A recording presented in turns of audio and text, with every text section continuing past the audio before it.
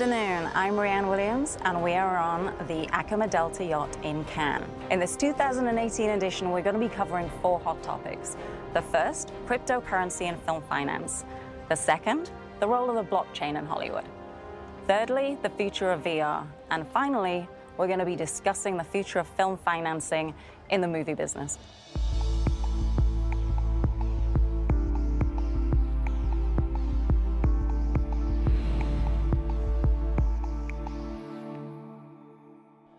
Good afternoon and welcome to Cannes Echo 2018. I'm Rhian Williams, and with me today we have Nick Spanos, who's renowned as the godfather of Bitcoin. We have Dean Anastos, CEO of Dionysus, and we have Luke Daniels, seasoned producer of over 60 feature films and CEO of Redwire Pictures. Now guys, as everyone knows, during this Cannes Film Festival, the buzzword, the real hot topic of conversation is cryptocurrency and how that can be used to finance movies. Dean, can you explain to us what all the fuss is about? Basically, cryptocurrency is a new asset class, and it's being used as a vehicle to raise money through something called initial coin offerings, or ICOs.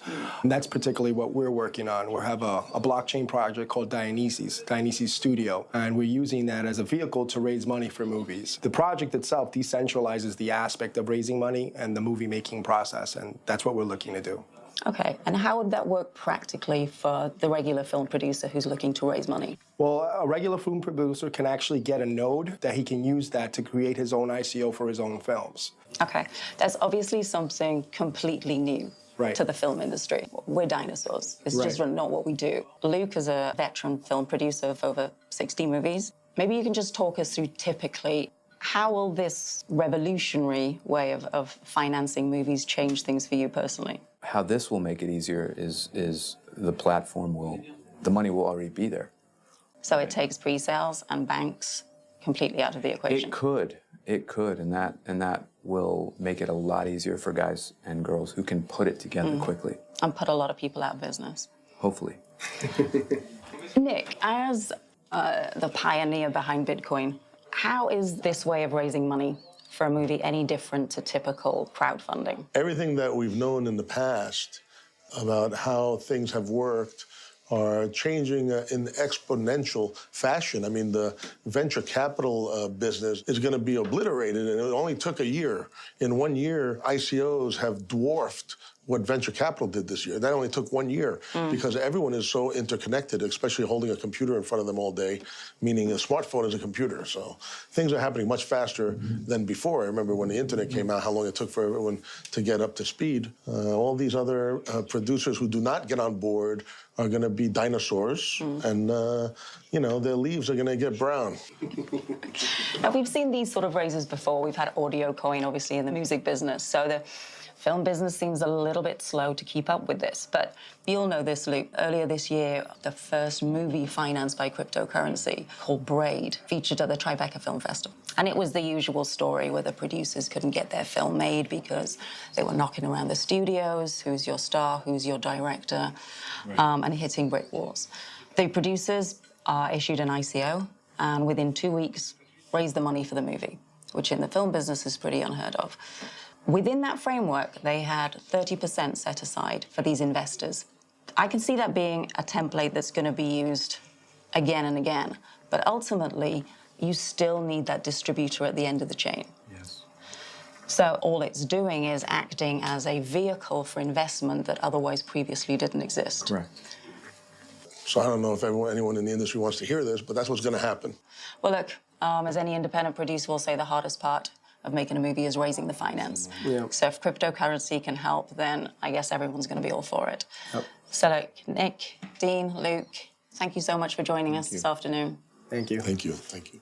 Okay, so on our next roundtable, we're going to be discussing the blockchain and why it's going to revolutionize Hollywood. But in the meantime, we're going to have a brief one-to-one with Dean Anastos so we can talk in more detail to him about his new company, Dionysus.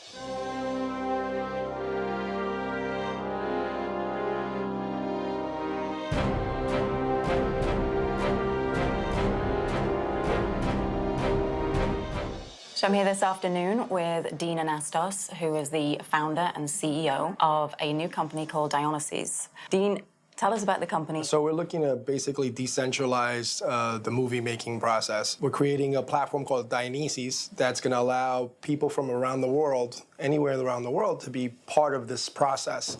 The project up the platform, where each individual project will essentially become an ICO. And then once that movie is funded and we approve it that it's a viable project and we find distribution, would get the movie produced, and then people who participated with that would benefit through a smart contract. So we're talking about funding movies through cryptocurrency. Correct. Which is, at the moment, the real buzzword around this Cannes Film Festival. Yes, absolutely. And where are you in the process? We're just opening our first round of the private sale, which is up to a $60 million raise. And where are you hoping to get to? Around $360 million. Do you see this as a business that's really going to shake things up in Hollywood? Yes, absolutely, because it's one of the most challenging things in the film industry is finance. So we feel like we're going to have that part covered. So if we have that part covered, all the projects are going to run through our platform. I mean, as a filmmaker in the industry, always the hardest part is raising the finance. So if your company and cryptocurrency can help us achieve that, then all power to you. Thank you. Thank you.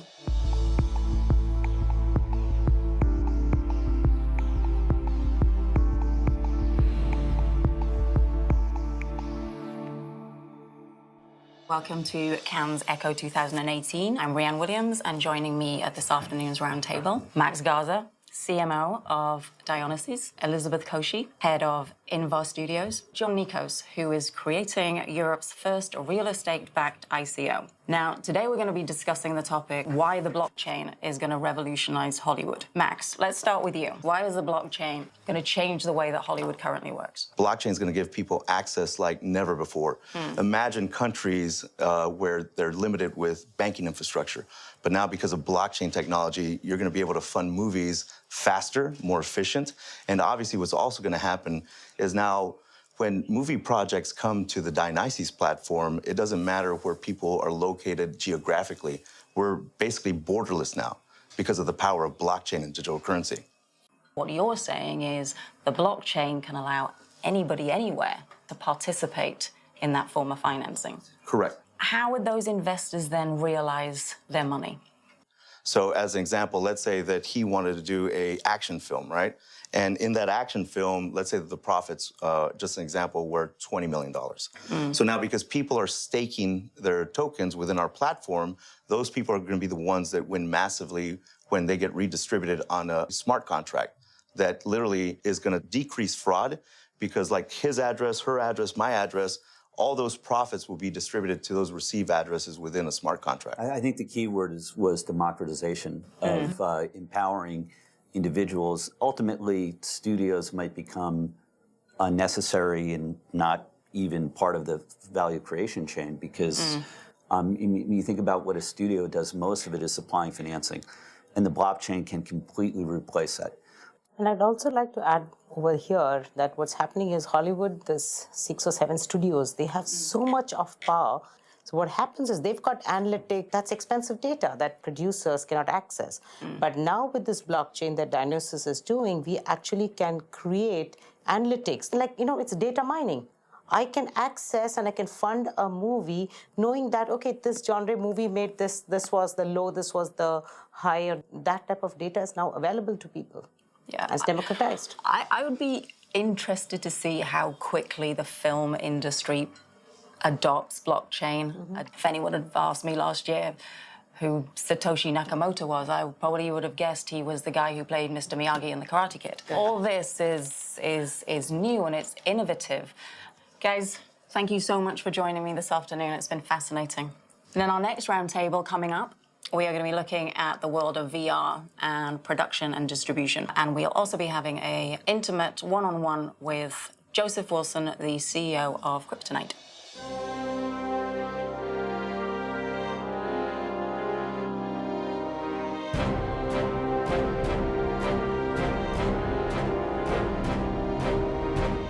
Welcome. I'm here this afternoon in sunny Cannes with Joseph Wilson, who is the CEO and founder of a company called KTC, which is a high-end asset trading company. Joseph, tell us a bit more about your business. Kryptonite Trade Coin, or KTC, is a cryptocurrency that is utilizing blockchain and smart contracts in order to help our clients rid themselves of their assets that they don't want anymore, whether that is a luxury jet or a yacht or a home. They don't want them anymore, and they wanted to trade them to us. Yes, some of them have it's the fourth house or the second yacht, and they've tried to sell them and they haven't been able to. So they trade them to us, and they accept our currency or KTC as payment. And that allows them to be able to then utilize those credits to buy other luxury items. It also allows an individual who may not be quite yet high net worth to be able to own a fraction of that and utilize that asset and not have to pay the full cost of it, have to deal with all the other hassles of owning these yachts. And as we are here today, you see a lot of them that are in dry dock that are not in the water. That costs money. We're the first cryptocurrency to have assets traded before our ICO. Is this happening now? We already have assets that are coming on board. They're pledging their asset. Our ICO will be July 15th. But all that is happening now. We have already acquired over $50 million in high-end real estate. And what are you looking to raise? Looking probably $250 million. And James Bowen and I, the chairman of the company, have assembled a team of yacht brokers, aircraft, luxury automobiles, blockchaindevelopment.org, and also one of our key advisors has over $7 billion in assets that his clients want to trade. It sounds exciting. Yeah. I wish you all the best with it. Well, thank you. And good luck. Thanks. Thank you.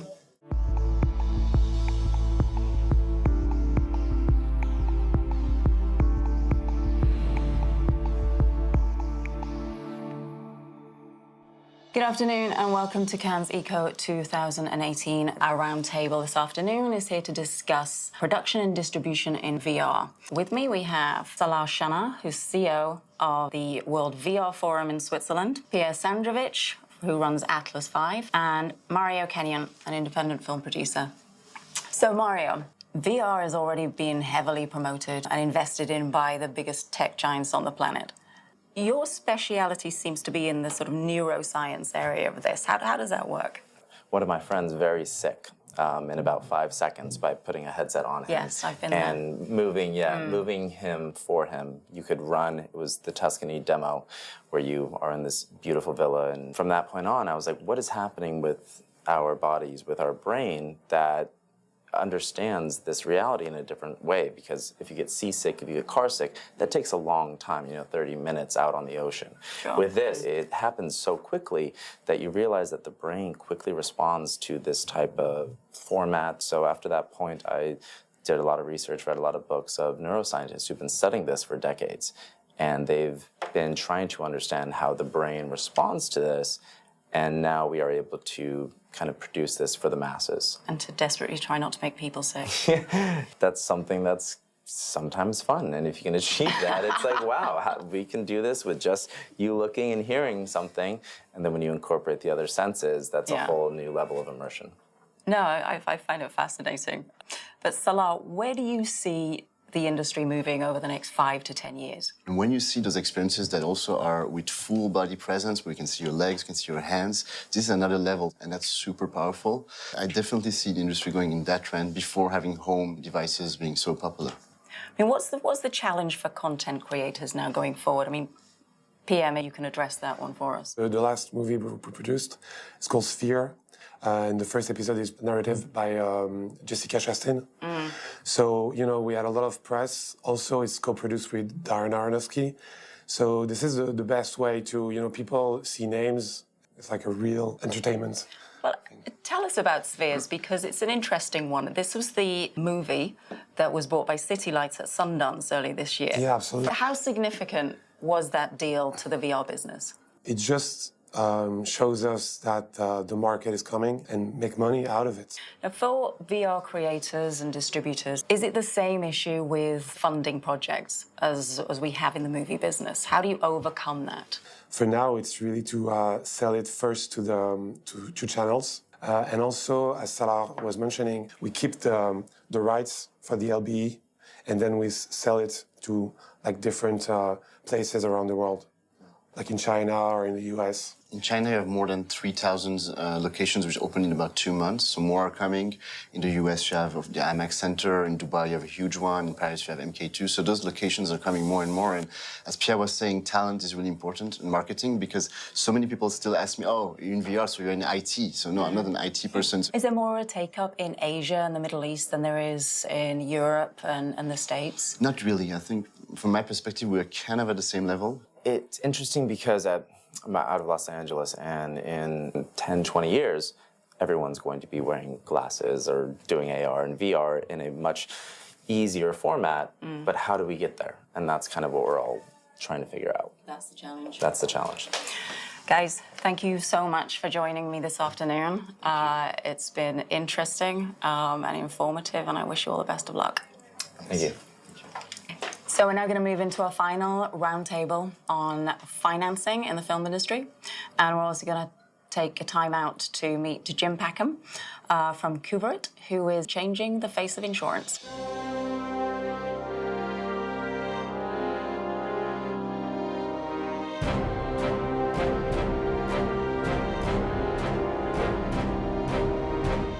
Welcome to Cannes.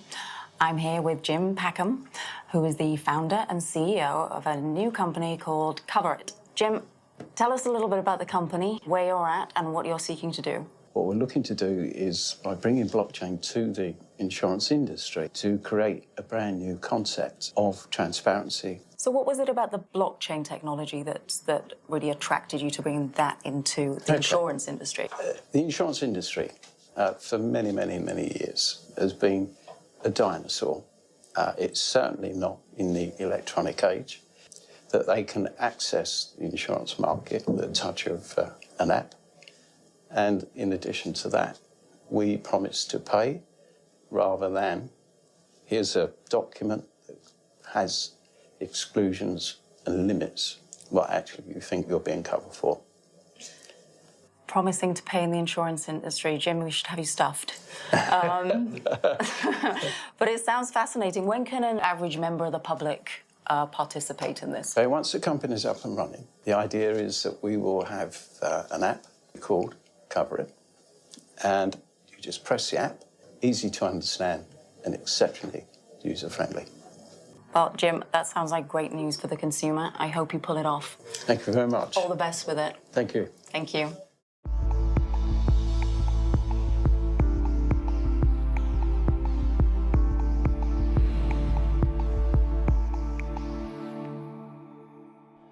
Hi, good afternoon from Cannes Eco 2018. The roundtable this afternoon is going to be talking about the exciting subject of film finance. And joining me, we have DJ Guggenheim, Rob Paris, and Jeremy Sim. So, Rob, you're a little bit more into the more disruptive ways of bringing finance to movies. Where is your model at the moment? I'm still kind of waiting for the great, application for the, the blockchain, for the crypto. I don't pretend to know a whole lot about it. I know enough to be dangerous, basically. You talk a good game. But yeah, thanks. Which is what Cannes all about, really. But I think that from my perspective, what the greatest disruptive force of the blockchain technology could be is to disrupt the 100-year-old tradition of accounting practices that have been forged by the studios, and where net participation is a completely non-existent entity. No matter how profitable a movie is, for somehow, some way, you're never going to achieve any kind of net profit. That's a good point. And so if there was a way to take the blockchain technology, which is as honest an accounting system that I've ever heard of, that is literally repackaged every 10 minutes and solidified and reviewable by anyone who has access to it.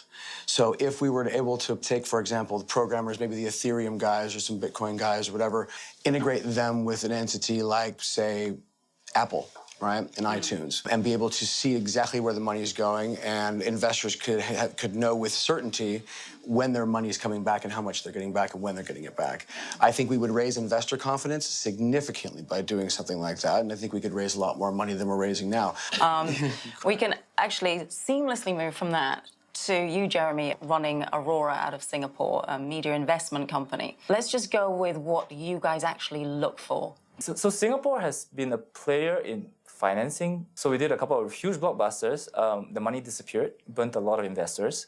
But it's all right. New money is being made in Asia all the time. So you'll have new stupid investors coming in. They get burnt once. They'll never touch it again. But that's not who we deal with. We deal with the more intelligent investors who want to build something more long-term and sustainable. If I could, with film, which is I think why all of us love it, is because it's kind of like the nature versus nurture. It's art and science, and it's trying to figure out what culturally resonates. What do you think as a producer is going to resonate with the culture? It's a dance. We've got a lot of chicken and egg situations, though, when we're looking at financing a movie. What we were talking about earlier with the cryptocurrency raises, the ICOs, that immediately gets you over that problem because the first movie that was financed by cryptocurrency, which was in Tribeca this year, they raised their money in 2 weeks. And that's unheard of in this business. So there's clearly something to be said for it. Do you think that that's going to create a lot of bad movies? This is one question, and it's an interesting one, and because that movie had no talent attached. And the issue is, where's it going to go? I think we're going to see a quality issue there for sure. Because as an independent producer and former agent, I understand sort of the rhythms of sort of getting the attention of very limited bandwidth individuals, stars. With crypto financing, I think a lot more of those deals start to happen, where it's like, just get the guy, throw the money at him, get the name. Is the script any good? I have no idea, but I have $600 million. Great observation. Yeah, Great I observation. have a $600 million, ICO, and I'm going to bang out a bunch of movies, and I have never even read a script. Let's go. So I think there's going to be a real quality issue. Which is ultimately bad for the development of crypto as a real viable source of financing, which I absolutely want to see happen. Yeah. Well, I'll tell you, I think of like the old model. There was the company at Warner Brothers called Virtual Studios. See, we've all forgotten about Warner's? That. Yeah. Do you remember this? No. Okay, how funny is that? They were at the same time, so $1 billion in cash showed up at Warner Brothers, and Virtual Studios did not have a significant creative force. The way that Amazon went after Ted Hope and said, okay, we want that good machine kind of vibe, the quality, right? Filmmakers. They didn't do that, and so Warner's kind of used them, I think, more as a piggy bank, and they did Poseidon, which was a disaster on every level. And then I could rattle off the 4 or 5 or 6 other $100 million plus movies that they raided the coffers of that company, and it was out of business in 2.5 years. $500 million gone, evaporated. Okay, well, let's not adopt that model then. Okay, let's finish up with bad finance and bad movies. Guys, I could talk to you all evening, which I probably will over a glass of rosé. We're going to wrap this up now, but thanks so much. All right, next up, we're going to have a one-on-one with Matteo Leonardi from Culture Runners, who has a new VR movie called Reframe Saudi.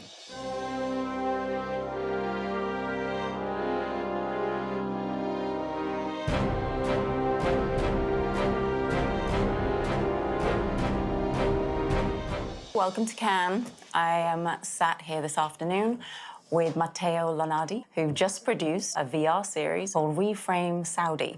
Matteo, talk us through what you've done here and where you're at. So Reframe is a series about social political issues through artists.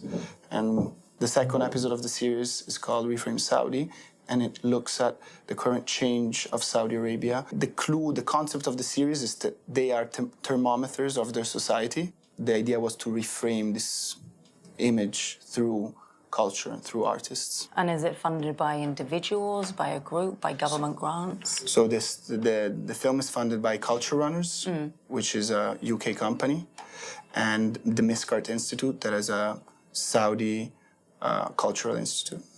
So it's a co-production. Yeah. I mean, in Cannes at the moment, Saudi Arabia and the various film funds and MBS, is sort of the buzzwords, I guess. Have you had a positive experience with them culturally? Well, I basically dealt with the foundation of MBS, the Miscart Institute.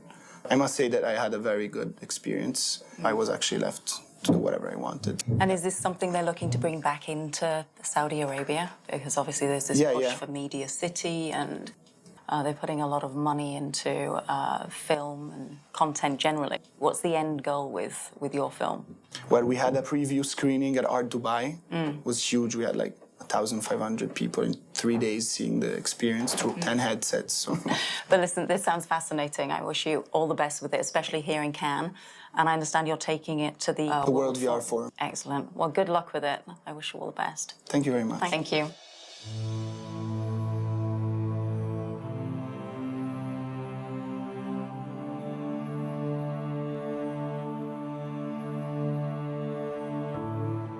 Thank you for watching Cannes Echo 2018. See you for the next one.